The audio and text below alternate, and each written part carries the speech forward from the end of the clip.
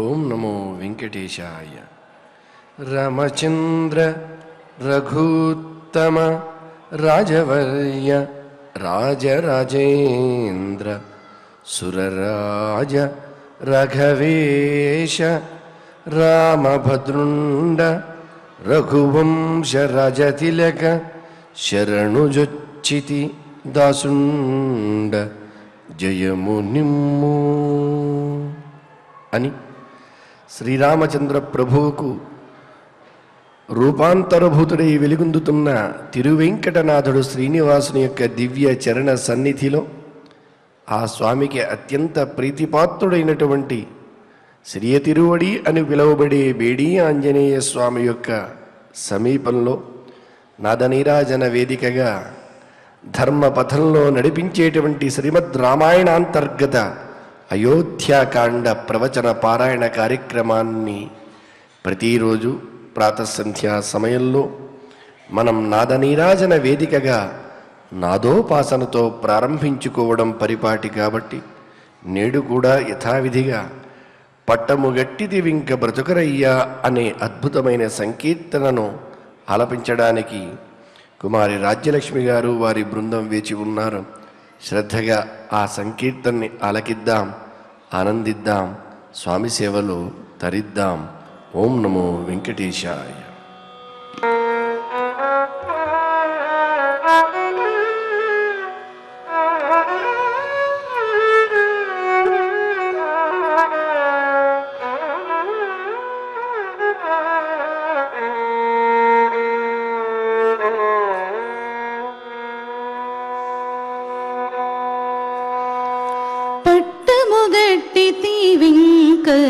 బ్రతుకరయ్యా చిట్టకాలు లేవు మీకు శ్రీ వెంకటేశుడా. పట్టము గట్టి తీవింక బ్రతుకరయ్యా చిట్టకాలు లేవు మీకు శ్రీ వెంకటేశుడా. పట్టము గట్టి తీవింక బ్రతుకరయ్యా చిట్టకాలు లేవు మీకు శ్రీ వెంకటేశుడా. చిట్టకాలు లేవు మీకు శ్రీ వెంకటేశుడా. శ్రీ వెంకటేశుడా.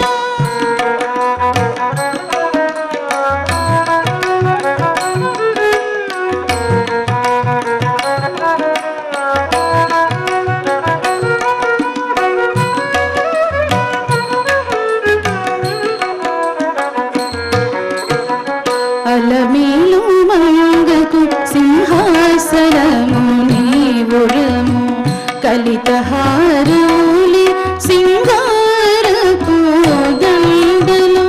అలమేలు మంగకు సింహాసనము నీవురము కలితహారములి సింగారపు దండలు. తొలకొని హస్తములే తోరణ కంభములు చెలిరాజని నీవు శ్రీ వెంకటేశుడా. తొలకొని హస్తములే తోరణ కంభములు చెలిరాజని నీవు శ్రీ వెంకటేశుడా. పట్టము గట్టి తీవింక బ్రతుకరయ్యా చిట్టకాలు లేవు మీకు శ్రీ వెంకటేశుడా. శ్రీ వెంకటేశుడా.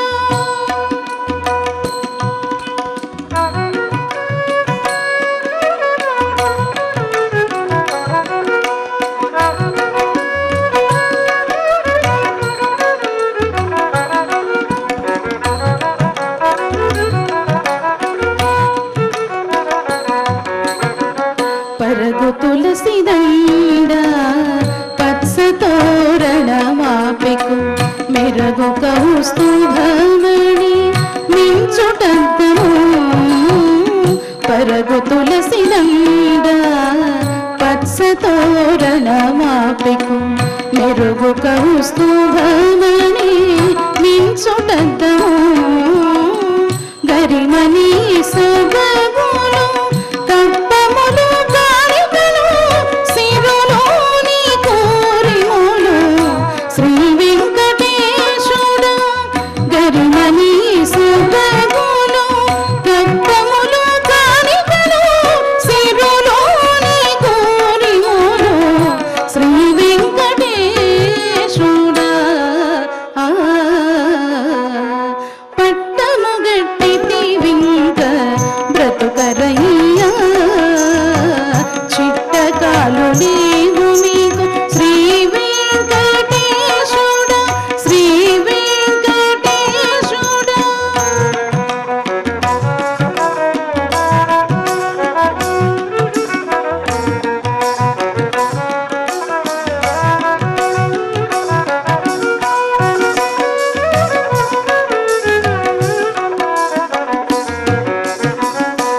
సంతతమైన విందులు సారిని మోవితేనెలు వింతరతి భోగములు వినోదాలు సంతతమైన విందులు సారిని మోవితేనెలు వింతరతి భోగములు వినోదాలు కొంతనీయారులు బొట్టు కొంచెయు చింతలన్నీ అమరే శ్రీ వెంకటేశుడా కొంతనీయారో బొట్టు కొంచెయు కారచి చింతలన్నీ అమరే శ్రీ వెంకటేశుడా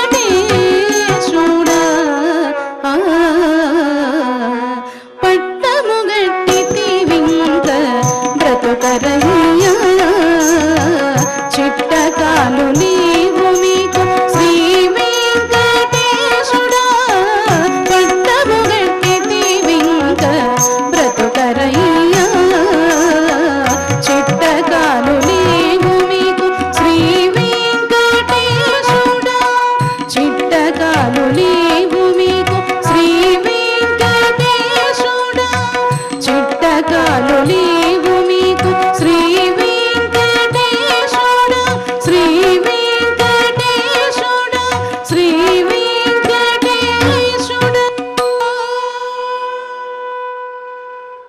ఓం నమో వెంకటేశాయ.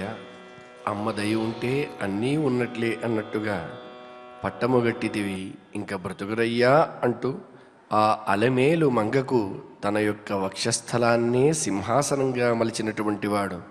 అందుచేతనే కలియుగంలో మనందరి పట్ల అంత దయ స్వామి చూపడానికి కారణం ఆయన హృదయ సింహాసనాన్ని అధిష్ఠించి అమ్మవారు ఉంది కాబట్టి అని ఆయన యొక్క అద్భుతమైనటువంటి హస్తములే తోరణ కంభములు అని చెప్పి చెలి రాజ్యమే నీవయ్యా అని అభేద స్వరూపాన్ని తత్వాన్ని చక్కగా మనకు అందించిన అద్భుతమైనటువంటి ఆ సంకీర్తనని ఆలకించాం.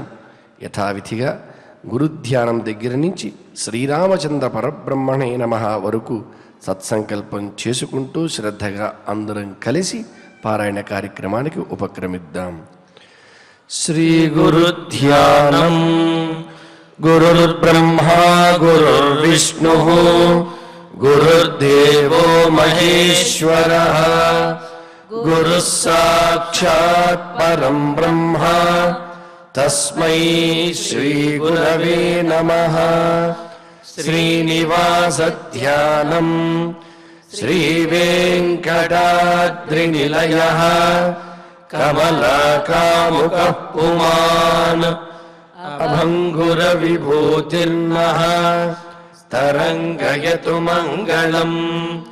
అథ సంకల్పః శ్రీమదాదివరాహ క్షేత్రే విరాజమానస్య శ్రీ పద్మావతీ జానేః అఖిలాండకోటి బ్రహ్మాండ నాయకస్య శ్రీరామచంద్ర రూపాంతరస్య భగవతః శ్రీ వెంకటేశ్వర స్వామినః సన్నిధౌ హనుమత్ సీతా లక్ష్మణ భరత శత్రుఘ్న పరివార సమేత శ్రీరామచంద్ర పరబ్రహ్మణః పరిపూర్ణానుగ్రహేణ అస్మిన్ భువనే సమస్తాధివ్యాధీనాం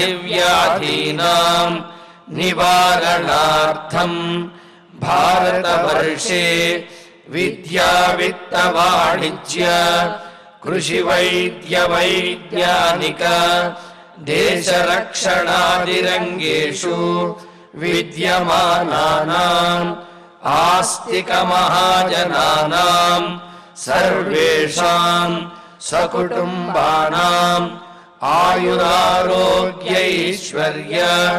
సద్బుద్ధి ఇత్యాది సర్వశుభఫల ప్రాప్త్యర్థం ధర్మాచరణ ద్వారా శ్రీరామరాజ్యస్య పునర్వ్యవస్థాపనార్థం ఉద్యోగార్థినాం సముచితోద్యోగ ప్రాప్త్యర్థం దంపతీనాం అనుకూల దాంపత్య సిద్ధ్యర్థం సంతానస్య పితృవాక్య పరిపాలనానుకూల బుద్ధి ప్రచోదనార్థం సకల కార్య సిద్ధ్యర్థం గో సంరక్షణార్థం చ శ్రీమద్వాల్మీకి రామాయణే అయోధ్యాకాండే యథాశక్తి శ్లోకవ్యాఖ్యాన పురస్సరం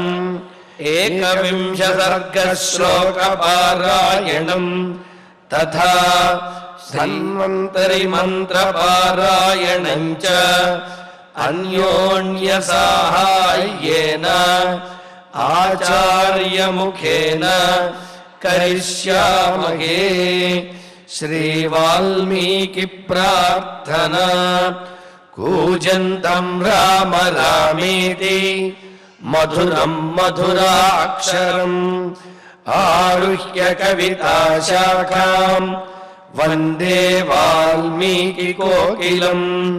శ్రీ ఆంజనేయ ప్రార్థనా మనోజవం మారుతతుల్య వేగం జితేంద్రియం బుద్ధిమతాం వరిష్టం వాతాత్మజం వానరయూథముఖ్యం శ్రీరామదూతం శిరసా నమామి. శ్రీరామాయణ ప్రార్థనా వాల్మీకి గిరి సంభూత రామసాగరగామిని పునాతి భువనం పుణ్య రామాయణ మహానది. శ్రీరామ ప్రార్థనా అయోధ్యాఖ్యేతు గుర్వర్ధే త్యక్త్వా రాజ్యం గిరౌ వసన్ పాదుకే భరతాయాదాత్ స రామః శరణం మమ. శ్రీరామచంద్ర పరబ్రహ్మణే నమః. అథ శ్రీమద్ రామాయణే ఆదికావ్యే అయోధ్యాకాండే ఏకవింశః సర్గః. శ్రీమన్నారాయణ చరణౌ శరణం ప్రపద్యే. శ్రీమతే నారాయణాయ నమః. శ్రీరామాయ నమః. బలమేషః కిమాశ్రిత్య హేతుం వా పురుషర్షభా దాతుమిచ్చతి కైకేయ్యై రాజ్యం స్థితమిదం తవా. లక్ష్మణస్వామి కౌసల్యాదేవి సమక్షంలో శ్రీరామచంద్రునితోటి మాట్లాడుతున్నటువంటి మాటలు అంటే అటు కౌసల్యాదేవితోటి శ్రీరామునితో కూడా లక్ష్మణస్వామి తన అభిప్రాయాన్ని తెలియజేస్తూ కౌసల్యాదేవి యొక్క అభిప్రాయం ఏదైతే ఉన్నదో ఏమిటి, రాముడు వనవాసానికి వెళ్ళకూడదు, అయోధ్యానగరంలోనే ఉండాలి అనే కౌసల్యాదేవి యొక్క అభిప్రాయం ఏదైతే ఉన్నదో దానిని బలపరుస్తూ లక్ష్మణస్వామి చాలా ఉత్తేజపూరితమైనటువంటి ఆవేశపూరితమైనటువంటి మాటలతోటి ఆయన ఆ సందర్భంలో తన ఆవేశాన్ని వ్యక్తపరుస్తూ ఉన్నారు. మరి ఇంతకు ముందు శ్లోకాల్లో మనం అనుకున్నాం, ఇలాగా అధర్మాన్ని ఆచరించే వాడైనా, దుర్మార్గంలో ఉన్నటువంటి వాడైన వాడు తండ్రి అయినా సరే, గురువు అయినా సరే, అటువంటి వారిని దండించి తీరాలి, దండనకు కూడా లొంగకపోతే వధించినా పాపం లేదు అని చెప్పి ఒక మాట వదిలేశాడు. అన్న తర్వాత ఇంకేమంటున్నారు? అసలు దశరథ మహారాజుకి ఇంత ధైర్యం ఎలా వచ్చిందయ్యా?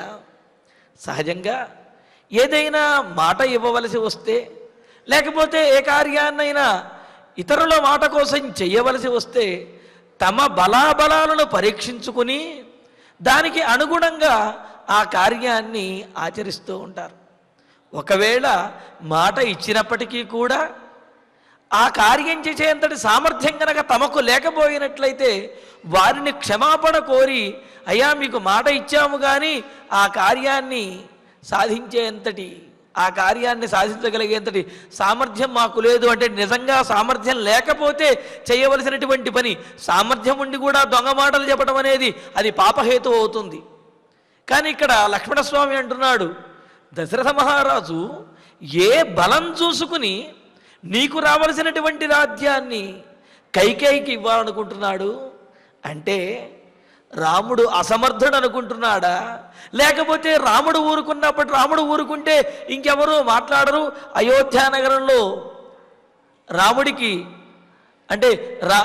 అన్యాయం జరిగితే మాట్లాడేవాళ్ళు ఎవరు లేరు, ఇంకెవరు సమర్థులు లేరనుకుంటున్నాడా?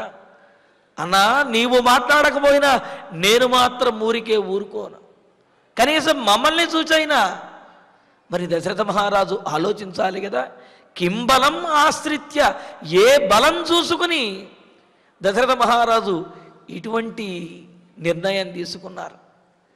ఎందుకని? ఆ మాట నిలుపుకోవడానికి, ఆ కార్యాన్ని చేయడానికి తగినటువంటి సామర్థ్యం ఉన్నప్పుడు ఆ కార్యాన్ని నిర్వర్తించాలి. కానీ సామర్థ్యం లేకుండా కూడా నేను నిర్వర్తించేస్తాను అంటే కుదరదు కదా. అందుకని అంటారు, శస్త్రేణ రక్ష్యం యదశక్య రక్ష్యం నతద్యశ శస్త్రభృతాం క్షిణోతి అని అంటారు రఘువంశంలో.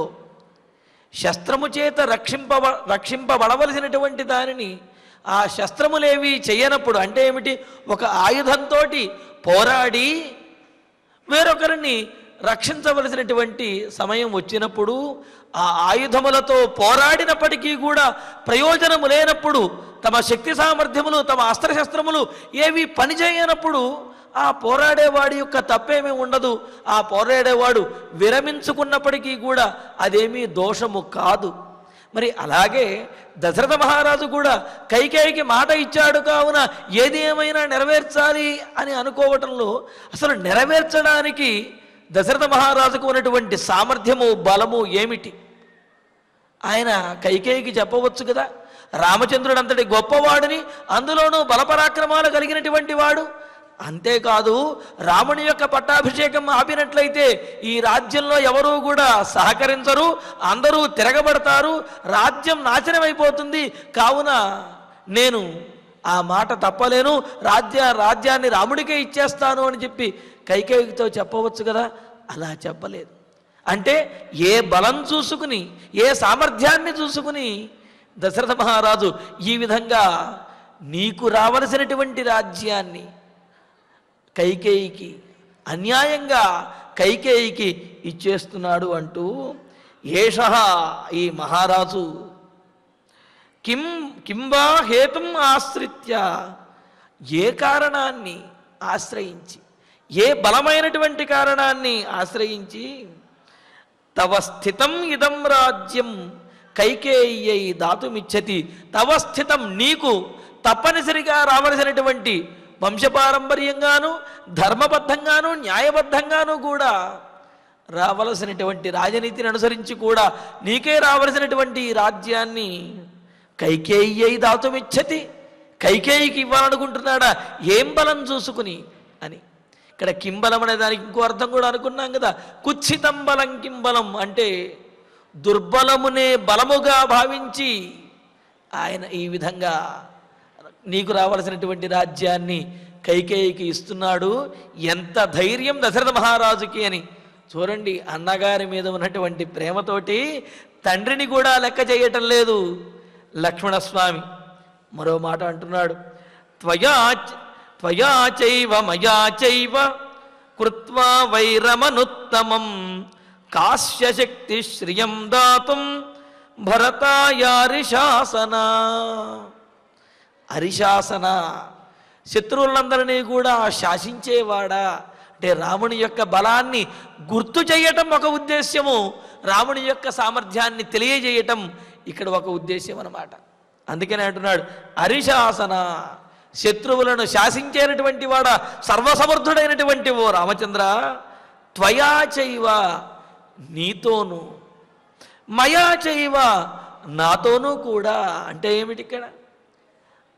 అన్యాయం జరిగింది రామచంద్రమూర్తికి అయితే రాముడితోటి దశరథునికి విభేదం వచ్చింది, లేకపోతే రాముడితోటి దశరథునికి వైరం వచ్చింది అని అనుకోవాలి. కానీ లక్ష్మణస్వామి ఏమంటున్నాడు, నీతో వైరం ఏర్పడింది అంటే, నీకు అన్యాయం చేశాడు అంటే, నీకు వ్యతిరేకంగా చేశారు అంటే అది నాకు వ్యతిరేకంగా చేసినట్లే.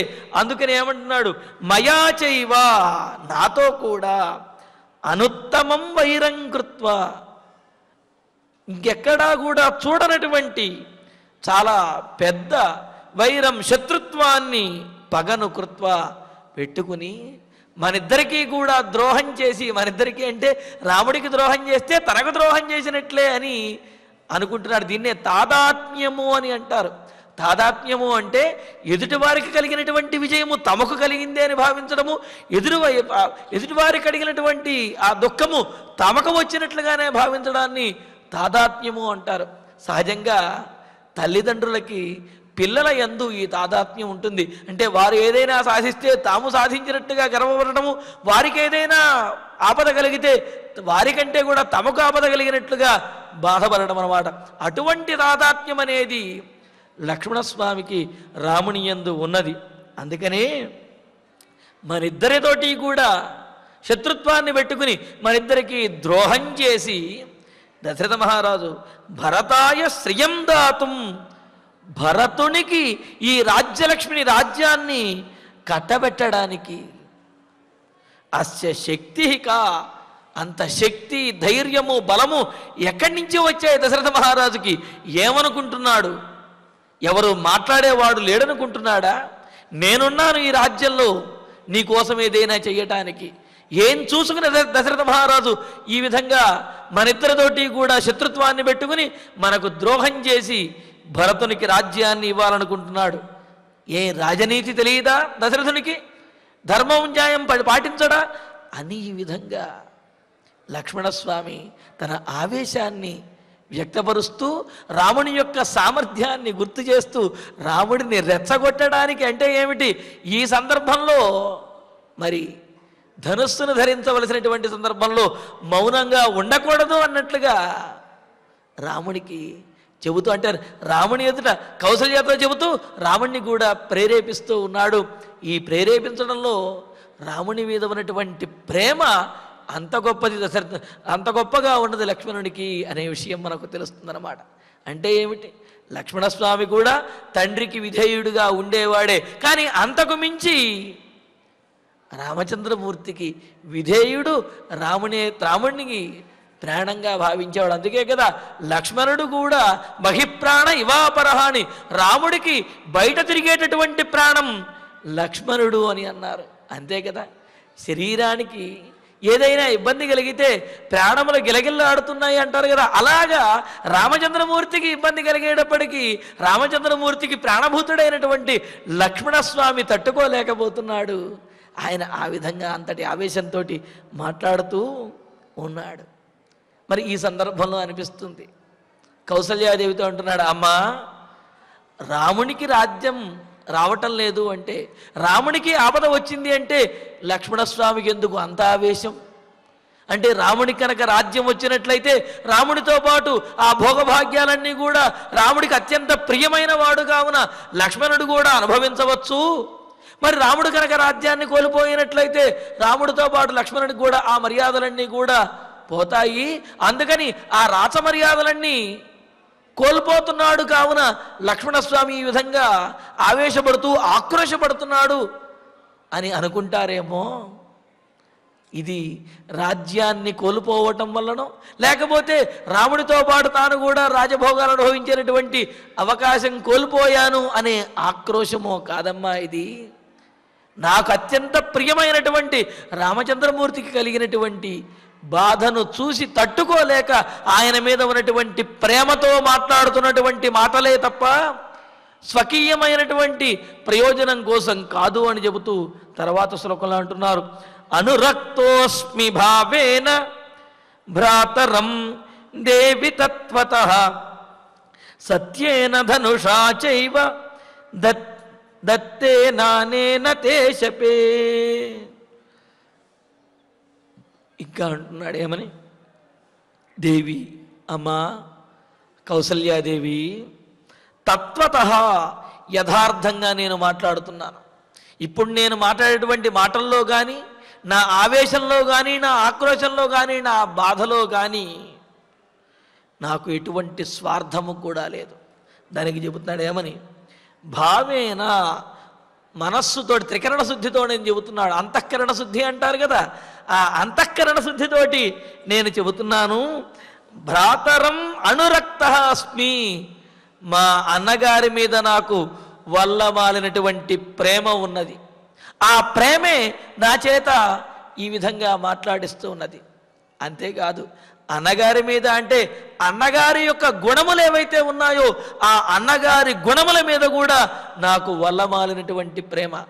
అందుకనే కాళిదాసు రఘువంశంలో అంటారు కదా, తద్గుణై కర్ణమాగత్య చాపలాయ ప్రచోదిత అని చెప్పి అన్నట్లుగా ఆ అన్నగారి యొక్క గుణములు ఏవైతే ఉన్నాయో ఆ గుణములు ఆయన యొక్క స్వభావం ఏదైతే ఉందో ఆ స్వభావము అంత మహోన్నతమైనటువంటి వ్యక్తిగా ఇటువంటి ఆపద ఇటువంటి అన్యాయం జరుగుతున్నది అనే బాధతోటే నేను ఈ విధంగా మాట్లాడుతున్నాను తప్ప నాకు స్వార్థపూరితమైనటువంటి ప్రయోజనం కోసమో అంటే నాకు రావాల్సినటువంటివి నాకు దక్కేటటువంటి భోగాలు కోల్పోతున్నాననే బాధతోటే నేను మాట్లాడటం లేదమ్మా అని అంటూ తత్వతః భావేన యథార్థంగా వాస్తవంగా భావేన అంతఃకరణ శుద్ధితోటి భ్రాతరం అనురక్త అస్మి, అన్నగారైనటువంటి రామచంద్రమూర్తి మీద పరిపూర్ణమైనటువంటి ప్రేమ అభిమానములు కలిగినటువంటి వాడినమ్మా నేను.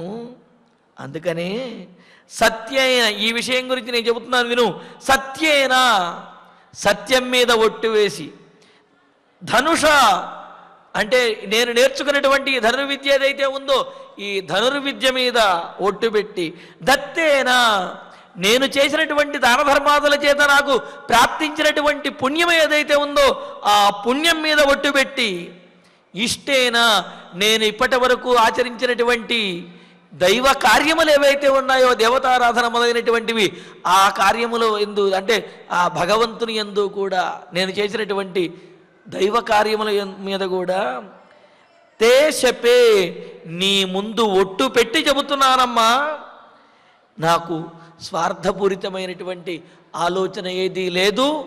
కేవలం మా అన్నగారి మీద ఉన్నటువంటి ప్రేమ నా చేత ఈ విధంగా మాట్లాడిస్తున్నది అని చెప్పి తన సర్వస్వము మీద కూడా ఒట్టు పెట్టి లక్ష్మణస్వామి తన అభిప్రాయాన్ని వ్యక్తపరుస్తున్నాడు.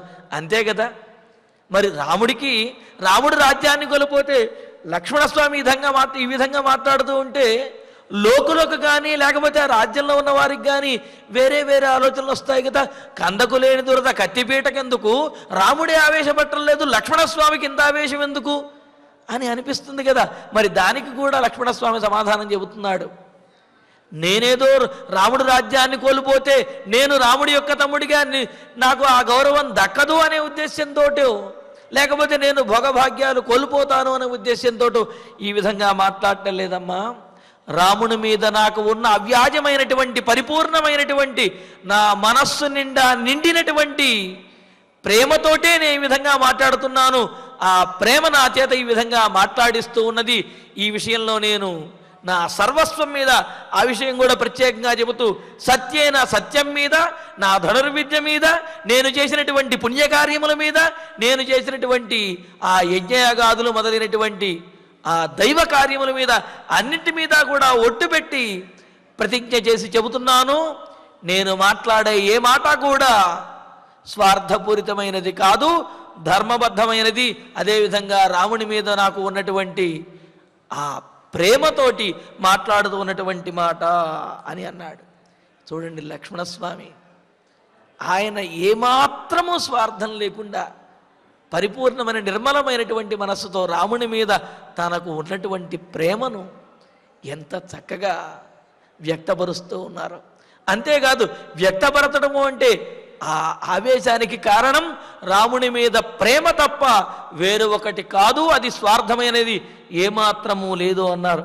మరి ఇటువంటి సందర్భంలో ఇలా ప్రతిజ్ఞ చేయడానికి కారణం ఏమిటి అని అంటే, యుక్తులు పనిచేయనటువంటి సందర్భంలో, అంటే సహజంగా ఈ సాక్ష్యాలు లేకపోతే అక్కడ యుక్తి అంటూ ఉంటాం, లాజిక్ అంటూ ఉంటాం, అటువంటివి ఎక్కడైతే చెప్పినా సరే అర్థమవనటువంటి స్థితిలో ఈ శపథములు చేయటం అనేది అది ఆ జరుగుతున్నటువంటి సన్నివేశాన్ని, ప్రమాణాన్ని బలపరిచే విధంగా ఉంటాయన్నమాట.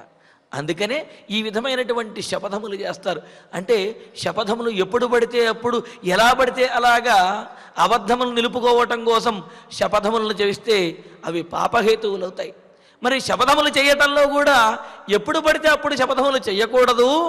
అది మహోన్నతమైనటువంటి విషయం, గొప్ప విషయం ఏదైతే ఉంటుందో అటువంటి విషయాన్ని నిలబెట్టడం కోసము, ధర్మాన్ని నిలబెట్టడం కోసము, సత్యాన్ని నిలబెట్టడం కోసమే శపథం చేయాలి తప్ప అధర్మ కార్యాలు ఆచరిస్తూ అన్యాయంగా ఏదైనా ఆర్జించడం కోసం శపథములు చేస్తే అవి ఫలించవు, అవి పాపహేతువులు అవుతాయి అంటున్నారు. అందుకనే అసలు శపథానికి నిర్వచనం చెబుతూ యుక్తిషు అపి అవసన్నాసు శపథై ఏనమర్దయేత్ అర్ధకాల బలాపేక్షం అగ్న్యాంబు సుకృతాదిభి అని చెబుతూ, యుక్తులు పనిచేయనటువంటి సందర్భంలో శపథముల ద్వారా తాము చెబుతున్నటువంటి విషయము వాస్తవము అనే విషయాన్ని నిరూపించాలిట. శపథము ద్వారా ఎలా నిరూపిస్తారండి అంటే, శపథము చేసి ఆ శపథం కనుక తప్పినట్లయితే అది వారికి ఆత్మీయులైనటువంటి వారిని కూడా ఆ శపథ దోషం పీడించి నశింపజేస్తుంది, నిలువున దహించి వేస్తుంది. అందులోనూ ఎవరి మీద అయితే శపథం చేశారో వారికి మరణము కూడా ప్రాప్తించేటటువంటి అవకాశం ఉన్నది, నాశనమయ్యేటటువంటి అవకాశం ఉన్నది. కావున శపథం అనేది ఎలా పెడా ఎప్పుడు పడితే అప్పుడు శపథములు చేయకూడదు. చిన్న చిన్న విషయములలో అసలు శపథం చేయకూడదు. ఏదో ఇంట్లో కుటుంబపరమైనటువంటి విషయాల్లో కోపం వచ్చేసి శపథం చేయటము, నేను అన్నం తినను ఒట్టు పెడుతున్నాను, నేను లేకపోతే స్కూలుకు వెళ్ళను ఒట్టు పెడుతున్నాను, ఇటువంటి పిచ్చి పిచ్చి మాటలు మాట్లాడకూడదు. శపథము అని అంటే ఆ శపథం చేయడానికి గల కారణము చాలా గొప్పదై ఉండాలి, అది లోక కళ్యాణకరమై ఉండాలి, అదేవిధంగా అందరికీ ఉపయోగాన్ని కలిగించే విధంగా ఉండాలి, అది సత్యమై ఉండాలి. అప్పుడే శపథాన్ని చెయ్యాలి తప్ప చిన్న చిన్న కారణాలకు శపథములు చేస్తే అది శపథము కాదు, పైగా అటువంటి శపథానికి పాపము కలుగుతుంది అని చెప్పి అంటున్నారు. అందుకనే ఏమన్నారు, ప్రతిజ్ఞా విరోధో నకర్తవ్య అని అంటూ మన అగ్నిపురాణంలో తెలియజేస్తున్నారు. త్వయాస్య దైత్యాధిపతే వాచ్యం సామయతో ఫలం ప్రతిజ్ఞా నవరోద్ధవ్య స్వల్పకేపి చ వస్తుని. చిన్న శపథమే కదా, పెద్ద శపథమే కదా అని ఇలాగా శపథము చేయటంలో ఆ భేదం ఏం లేదు. శపథం చేశారు అంటే అది సత్యమే అయి ఉండాలి, చిన్న అబద్ధము పెద్ద అబద్ధము అంటూ ఉండవు. అబద్ధం అనేది ఏదైనా అబద్ధమే అవుతుంది.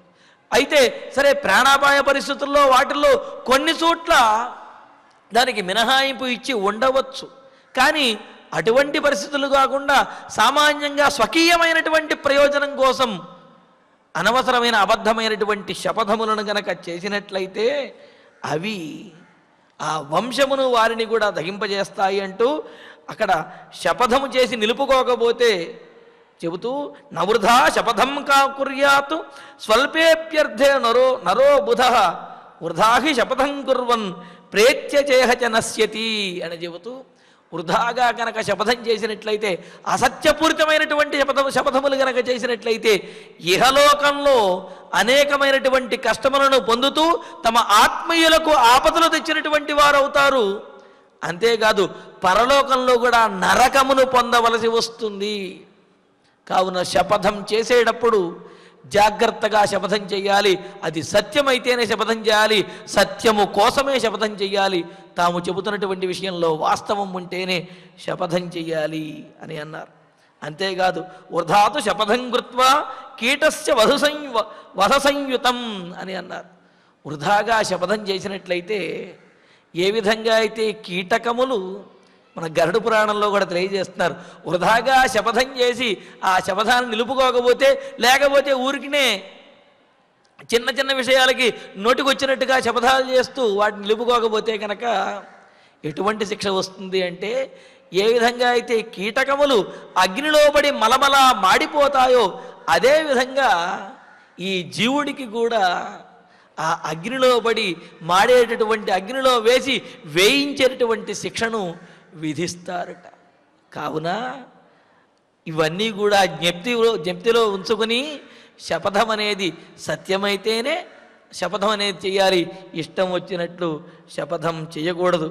మరి శపథం తప్పితే ఏమిటి అంటే దానికి ఫలం కూడా, మరొక ఫలం కూడా చెబుతున్నారు మనకు కాత్యాయన స్మృతిలో. రోగ అగ్ని జ్ఞాతి మరణం రాజాతంకమధాపివ తమశుద్ధం విజానీయాత్ తథాశుద్ధం విపర్యయాత్. శపథం చేసి అది కనుక సత్యమైనట్లయితే వారి యొక్క ఆత్మీయులు వారికి కూడా మంచి జరుగుతుంది, ఉన్నతి అనేది కలుగుతుంది, కార్యసిద్ధి అనేది జరుగుతుంది. ఒకవేళ వీరు చేసినటువంటి శపథం గనక అసత్యమైనట్లయితే, అవాస్తవమైనట్లయితే అది రోగం రూపంలో వారిని పీడిస్తుంది. అగ్ని ద్వారా, అగ్ని ప్రమాదములు మొదలైనటువంటి వారి ద్వారా వీరిని శపథం చేసిన వారిని, ఎవరి వలన శపథం చేశారో వారిని పీడిస్తుంది. జ్ఞాతి మరణం, జ్ఞాతులు ఎవరైతే ఉంటారో వారి యొక్క కుటుంబానికి చెందినటువంటి వారు, వారి ఆత్మీయులు, వారి యొక్క మరణం. అలాగే రాజాతంకమధాపివా, అలాగే అధికారుల యొక్క ఆగ్రహానికి, రాజాగ్రహానికి లోనై అనవసరమైనటువంటి, అంటే ఏమిటి, తప్పు చేయకుండానే శిక్షణ పొందవలసినటువంటి పరిస్థితి వస్తుంది. తప్పు చేయకుండానంటే శపథం విషయంలో తప్పు చేస్తాడు, ఆ చేసినటువంటి తప్పు మరో రకంగా అంటే ఏమిటి, తప్పు చేయనటువంటి చోట శిక్ష పొందవలసినటువంటి పరిస్థితిని తెచ్చిపెడుతుందన్నమాట. ఇలాగా శపథం అనేది కనుక సవ్యంగా చేసినట్లయితే, సత్యంగా వాస్తవం కోసం చేసినట్లయితే అది సానుకూలమైనటువంటి ఫలాన్ని ఇస్తుంది, లేకపోతే అది ప్రతికూలమైనటువంటి ఫలాన్నిచ్చి వారిని, వారికి సంబంధించినటువంటి వారిని కూడా నశింపజేస్తుంది అని చెప్పి మనకు స్మృతులలో అనేక విశేషాలు తెలియజేశారు. మరి లక్ష్మణస్వామి ఇవన్నీ తెలిసినవాడు, అందుకనే తాను చేస్తున్నటువంటి శపథం అనేది సత్యము అనే విషయం తనకు తెలుసు, కావుననే శపథం చేస్తున్నాడు. అందులో అన్నగారి విషయంలో, తనకు ప్రాణప్రదమైనటువంటి అన్నగారి విషయంలో శపథం చేశాడు అని అంటే లక్ష్మణస్వామి మనస్సులో ఎటువంటి స్వార్థము లేదు, కేవలము అన్నగారి మీద ఉన్నటువంటి ప్రేమతోటే శపథం చేసి చెబుతున్నాడు అనేది మనకు తెలుస్తుందన్నమాట. అలాగే మరి శపథం చేసేటప్పుడు వేటి మీద మనం శపథం చేయాలి ఒట్టు పెట్టేటప్పుడు అని అంటే సత్యం మీద అని అన్నారు.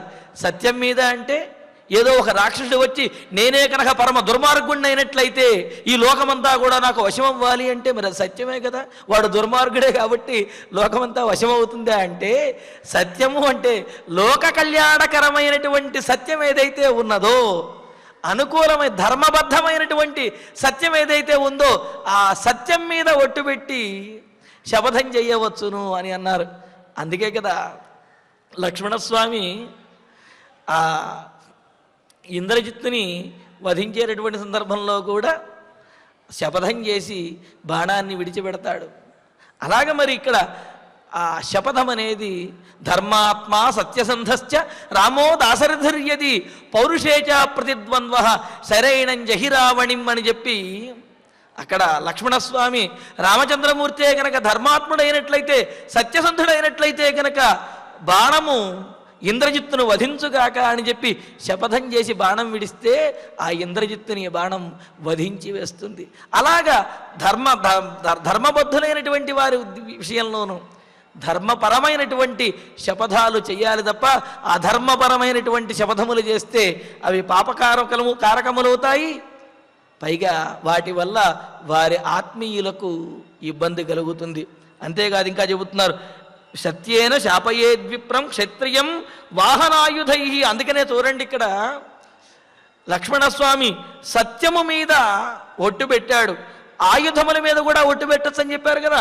అందుకనే ఆయుధముల మీద కూడా, అంటే తాను నేర్చుకున్నటువంటి విద్య ఏదైతే ఉందో ఆ విద్య మీద ఒట్టు పెట్టాడు. తాను చేసినటువంటి పుణ్యకార్యముల మీద, తాను చేసినటువంటి దైవ కార్యముల మీద, వీటన్నిటి మీద ఒట్టు పెట్టాడంటే ఏమిటి? తాను చేసిన ఒట్టు కనుక తప్పు అయినట్లయితే వీటన్నింటినీ కూడా కోల్పోవలసి వస్తుంది. అలాగే ఎవరి కోసం ఒట్టు పెట్టారో వారికి రోగభయం కానీ మరణ భయం కానీ ఇవన్నీ కూడా వచ్చేస్తాయి.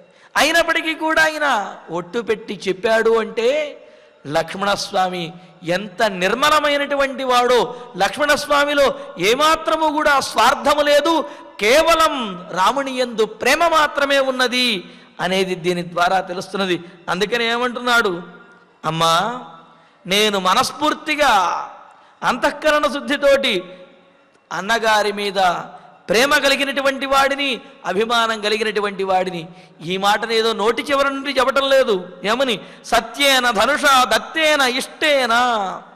సత్యము మీద, నా ధనుర్విద్య మీద, అలాగే చేసినటువంటి పుణ్యముల మీద, చేసినటువంటి దైవ కార్యముల మీద, వీటన్నింటి మీద కూడా ఒట్టు పెట్టి చెబుతున్నాడు.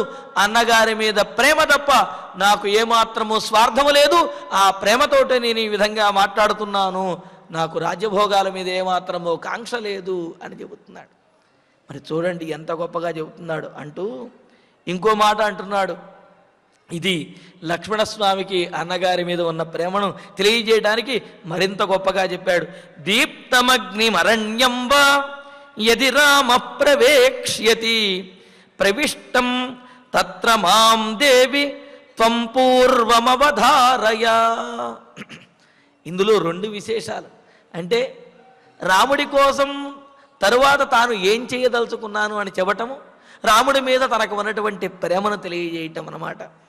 అమ్మా రామ దీప్తం అగ్నింవా, రాముడు భగభగా మండుతున్నటువంటి ప్రజ్వరిల్లుతున్నటువంటి అగ్నిలో కానీ, అరణ్యం వా దట్టమైనటువంటి అరణ్యంలోకి కానీ, ప్రవేక్ష్యతేది ప్రవేశించబోతున్నాడు అని అంటే రాముడు అగ్నిలో ప్రవేశిస్తున్నాడు అన్నా, లేకపోతే రాముడు అరణ్యంలోకి ప్రవేశిస్తున్నాడు అన్నప్పటికీ కూడా దేవి తత్ర ఆ అగ్నిలో కానీ ఆ అరణ్యంలో కానీ మాం ప్రవిష్టం త్వం అవధారయ, ముందుగా నేను ప్రవేశించినట్లుగా నువ్వు తెలుసుకో.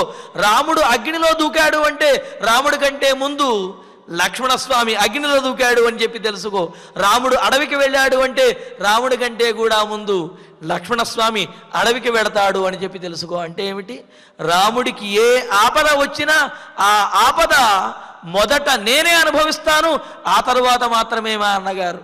ఎందుకు అంటే రాముడు ఆపదను ఎదుర్కొంటుంటే నేను చూడలేను, రాముడితో పాటు నేను కూడా ఆ ఆపదలో పాలు పంచుకుంటాను, ఆ ఆపదను ఆస్వాదిస్తాను తప్ప రాముడు ఆపదలో పెడుతుంటే నేను తప్పించుకునేవాడిని కాదు. రాముడు అగ్నిలో దూకుతాడా? రాముడి కంటే ముందు లక్ష్మణస్వామి అగ్నిలో దూకాడని చెప్పి అనుకోండి. అంటే ఏమిటి? రాముడు అగ్నిలో దూకాడు, లక్ష్మణస్వామి ఎక్కడున్నాడు అని వెతకవలసిన అవసరం లేదు. రాముడు అగ్నిలో దూకాడు అంటే లక్ష్మణస్వామి ఆయన కంటే ముందే అగ్నిలో దూకాడు అని చెప్పి నిశ్చయమే. రాముడు అడవికి వెళ్ళాడా, లక్ష్మణస్వామి ఎక్కడా అని వెతకవలసిన అవసరం లేదు. లక్ష్మణస్వామి కూడా అడవికి వెళ్ళినట్టే. కావున ఈ విధంగా తెలుసుకో అమ్మా, నేను ఇవన్నీ కూడా అన్నగారి మీద ఉన్న ప్రేమతో మాట్లాడుతున్నాను అని. అంటే ఇక్కడ లక్ష్మణస్వామి మాటల్లో ఒక చిన్న ప్రతిపాదన కూడా మనకు కనిపిస్తున్నది. రాముడితోటే తన జీవితము అని చెప్పటం ఒకటి, ఒకవేళ అరణ్యవాసమే కనుక తప్పని ఎడల రాముడితో పాటు నేను కూడా వెళతాను అని అటు కౌసల్యాదేవికి ఇటు రామచంద్రమూర్తికి కూడా తన అభిప్రాయాన్ని తెలియజేసేటటువంటి ఆ మాట అన్నమాట ఇది. అలాగా అభిప్రాయాన్ని తెలియజేసే విషయము, అంతేకాకుండా రాముని మీద ఉన్నటువంటి ప్రేమ ఏ ఆపదైనా సరే తనను దాటిన తర్వాతే రాముడి దగ్గరకు వస్తుంది. రాముడికి ఆపద వస్తే రాముడి ముందు తాను నుంచుంటాను, తాను నిలబడి ఆ ఆపదను ఎదుర్కొంటాను అని చెప్పి లక్ష్మణస్వామి ఆ రామచంద్రమూర్తి మీద ఉన్నటువంటి ఆ ప్రేమను ఇంత గొప్పగా తెలియజేస్తూ ఉన్నాడు. తెలియజేస్తూ ఇంకా ఏమంటున్నాడు, ఆ ఆపదను ఎదుర్కోవటమే కాదు, రాముడికి ఆపద రాకుండా నేను నా ప్రాణములు వడ్డీ అయినా సరే, ప్రాణములు అర్పించి అయినా సరే ప్రయత్నిస్తాను, ఎదుర్కొంటాను అని అంటూ తర్వాత శ్లోకంలో చెబుతున్నాడు. హరామి వీర్యా దుఃఖంతే తమస్సూర్య ఇవోదిత దేవీ పశ్యతు మే వీర్యం రాఘవశ్చైవ పశ్యతు. ఇంకా మరి ఈ సందర్భంలో కేవలము ఆవేశంతోటే కాదు, ఆయన తన పరాక్రమాన్ని కూడా ప్రదర్శించే విధంగా చాలా వీర్యవంతమైనటువంటి, చాలా ధైర్యంతో కూడినటువంటి వీరుడిలాగా చక్కగా మాట్లాడుతున్నాడు. మరి ఆ విశేషాలను తరువాతి ప్రవచనంలో తెలుసుకుందాము. ఇక ఇప్పుడు ఆచార్యుల వారి ద్వారా శ్లోకాలను పారాయణ చేసుకుందాము. ఓం నమో వెంకటేశాయ. ఆనాటి నుండి ఈనాటి వరకు ఏనాటికైనా రామాయణం మనం నిరంతరం మన నిజ జీవితంలో, నిత్య జీవితంలో ఉండేది. మన సంబంధ బాంధవ్యాల్లో అడుగడుగున మనకు కనిపించేదే అనే తత్వాన్ని తెలియజేసేటువంటి అద్భుతమైన ఆధ్యాత్మిక ప్రవచన కార్యక్రమాన్ని మనం ఆలకించాం.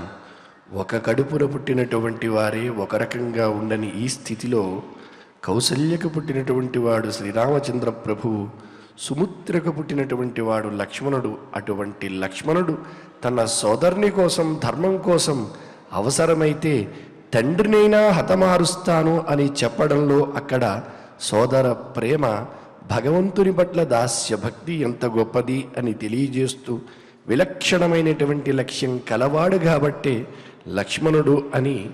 రాముడు నల్లనివాడైతే లక్ష్మణుడు తెల్లనివాడు, అంటే పాల వంటివాడు, స్వచ్ఛమైనటువంటి మనస్సు కలిగినవాడు. అలాగే పాలకు ఉన్న గణం ఎప్పుడైతే అగ్నిలో పెడతామో అది వెంటనే పొంగుతుంది. అలా పొంగినటువంటి పాలపై రాముని నోటి మాటే నీటి మూటై చల్లారుస్తుంది. అలా నిరంతరము కూడా సగుణ భక్తికి నిదర్శనభూతుడైనటువంటి లక్ష్మణుని యొక్క వ్యక్తిత్వ వైశిష్ట్య విశేషాలన్నిటినీ కూడా మనం చక్కగా తెలుసుకుంటూ ఉన్నాం. నిరంతరం ఇటువంటి భాగ్యాన్ని మనకి అందించి మన రాజ్యం రామరాజ్యం కావాలని, అలాగే మనందరికీ రాముడు ఆదర్శభూతుడు అవ్వాలని మరొక్క మారు ప్రార్థిస్తూ శ్రద్ధగా శ్లోకాలను పారాయణ చేసుకుందాం. బలమేష కిమాశ్రిత్య హేతుం వా పురుషర్షభ దాతుమిచ్చతి కైకేయ్యై రాజ్యం స్థితమిదం తవ త్వయా చైవ మయా చైవ కృత్వా వైరమనుత్తమం కాస్య శక్తి శ్రియం దాతుం భరతాయారిశాసన అనురక్తోస్మి భావేన భ్రాతరం దేవి తత్వతః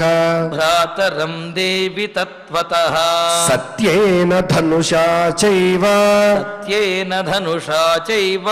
దత్తేనేష్టేన తే శపే దీప్తమగ్నిమరణ్యం వా యది రామః ప్రవేక్ష్యతి ప్రవిష్టం తత్ర మాం దేవి త్వం పూర్వమవధారయ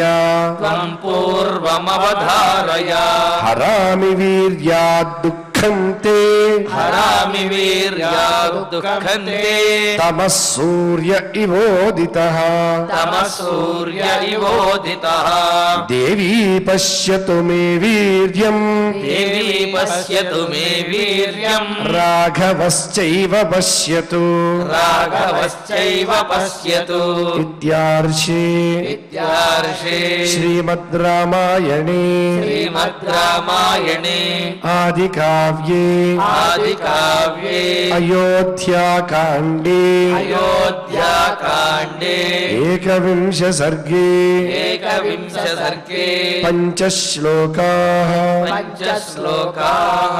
శ్రద్ధగా ఫలశ్రుతి దగ్గర నుంచి మంగళాంతం వరకు అందరం కలిసి పారాయణ చేద్దాం. ఫలశ్రుతి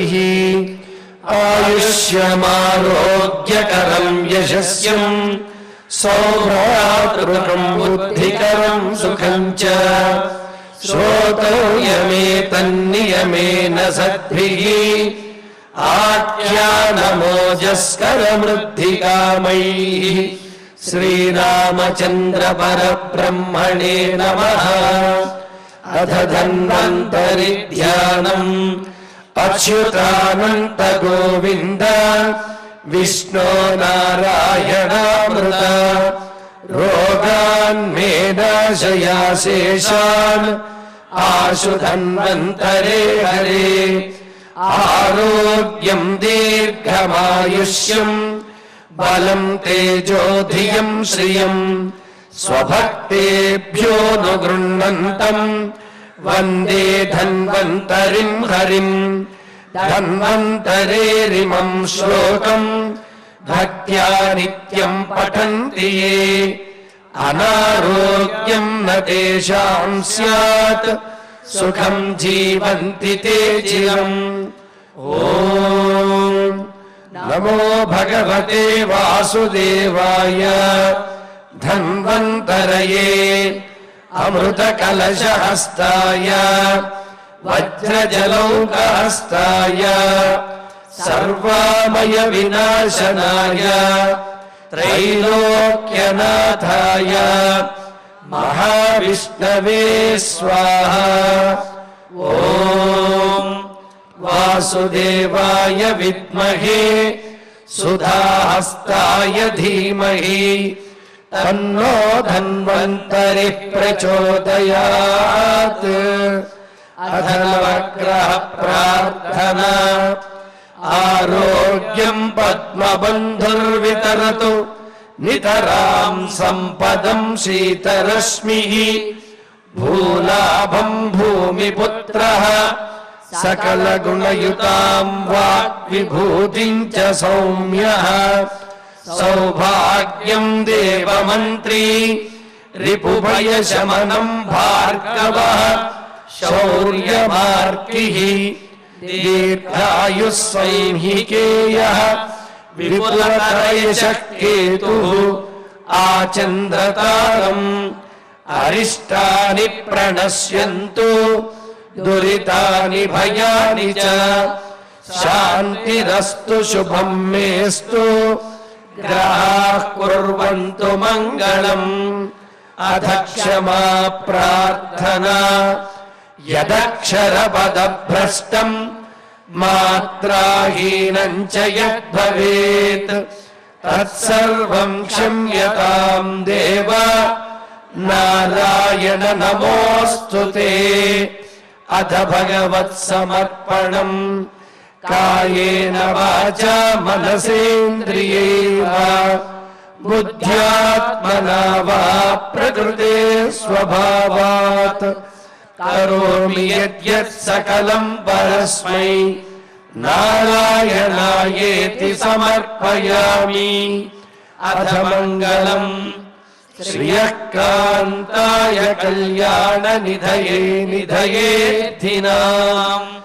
శ్రీవేంకటనివాసాయ శ్రీనివాసాయ మంగళం.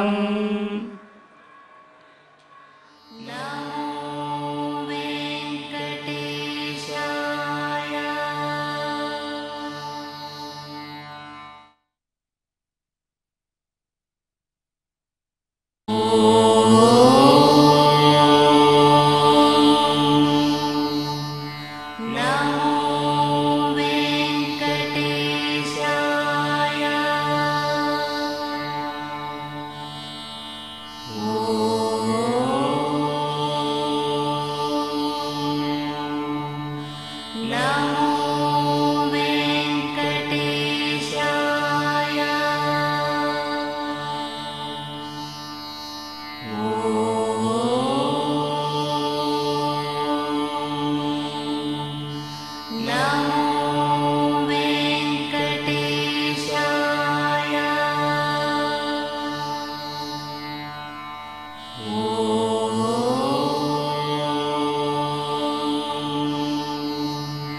నమః